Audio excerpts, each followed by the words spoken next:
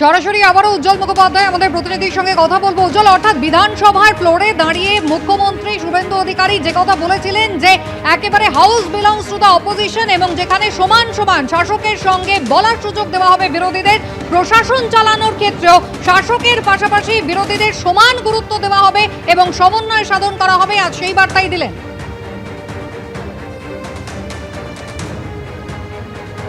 একদম তাই, এবং তার সঙ্গে কিন্তু এটাও তিনি যুক্ত করেছেন যে তার দলের যারা সাংসদ অর্থাৎ বিজেপির যারা সাংসদ ছিলেন তাদের ফোন ভিডিও পর্যন্ত ধরতেন না, কারণ ভিডিওদের কাছে এই বার্তা খুব স্পষ্ট ছিল যে তাদের কোনো গুরুত্ব নেই, প্রশাসনিক স্তরে তাদের কোনো গুরুত্ব নেই।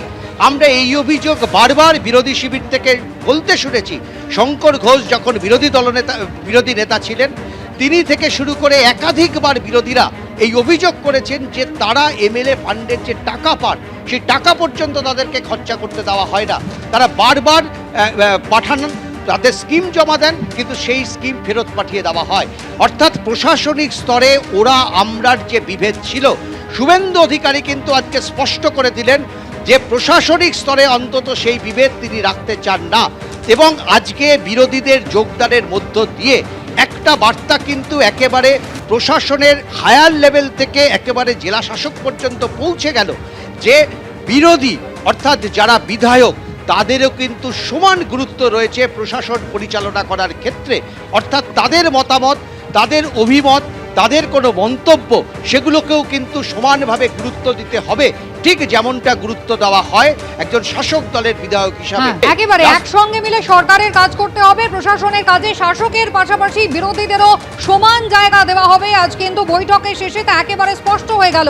বিশেষ বিশেষ সাংসদ তাদেরকেও কিন্তু আজকে ডাকা হয়েছিল, একেবারে নির্দিষ্ট করে মুখ্যমন্ত্রী শুভেন্দু অধিকারী বৈঠক শেষে বেরিয়ে বললেন। বাদুড়িয়ার তৃণমূল কংগ্রেসের বিধায়ক বুরহানুল মুকাদ্দম তিনি কি জানিয়েছেন দেখুন। এর ডাইরেকশন দিয়েছে ডেভেলপমেন্ট কিভাবে হবে, আমরা সব কথাবার্তা বলেছি। বিরোধী হিসেবে কজন ছিলেন আপনারা? ওইভাবে তো কোনো যারা ডাকতে এসেছেন মোরাললেস এসেছে। সেক্ষেত্রে দল থেকে মানে অনুমতি আপনারা পেয়েছিলেন? এটা ডেভেলপমেন্টের ব্যাপারে এখানে দলের অনুমতি কি, তো রাজ্যের মুখ্যমন্ত্রী সবারই মুখ্যমন্ত্রী ডেকেছেন, ডেভেলপমেন্টের ব্যাপারে তো আমাদের আসতেই হবে। দলীয় কোনো অনুষ্ঠান তো নয়, একেবারেই সরকারি অনুষ্ঠান, সাধারণ মানুষের জন্য এই প্রশাসনিক বৈঠকে তারা অংশ নিচ্ছেন, এমনই কিন্তু শাসক দলের বিরোধী দলের জনপ্রতিনিধিরা তারা বারবার বলছেন। ঋতব্রত বন্দ্যোপাধ্যায় উলুবেড়িয়া পূর্বে তৃণমূল কংগ্রেসের বিধায়ক, আগের দিনও তিনি বলেছিলেন সুস্থ গণতন্ত্রের এটাই উদাহরণ, আগামীকাল বৈঠক রয়েছে তাতেও তিনি যোগ দেবেন, এমনটাই জানিয়েছেন। সদর্থকভাবে দেখছি, খুব পজিটিভলি দেখছি। এই যোগদান অত্যন্ত জরুরি, কেননা সংসদীয় গণতন্ত্রে সরকার একটা প্রশাসনিক মিটিং ডেকেছে। আমরা সবাই মানুষের ভোটে নির্বাচিত, মানুষের কাছে দায়বদ্ধ।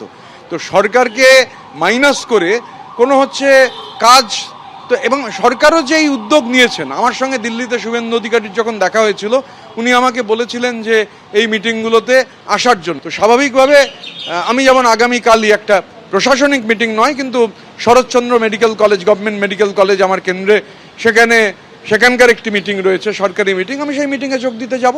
অন্যতম শক্তিশালী কণ্ঠস্বর, শক্তিশালী কলম, কবির সুমনের একটা বিখ্যাত গান আছে, বিরোধীকে বলতে দাও, বিরোধীকে বলতে দাও, বিরোধীকে বলতে দাও তোমার ভুলের ফর্দ দিক।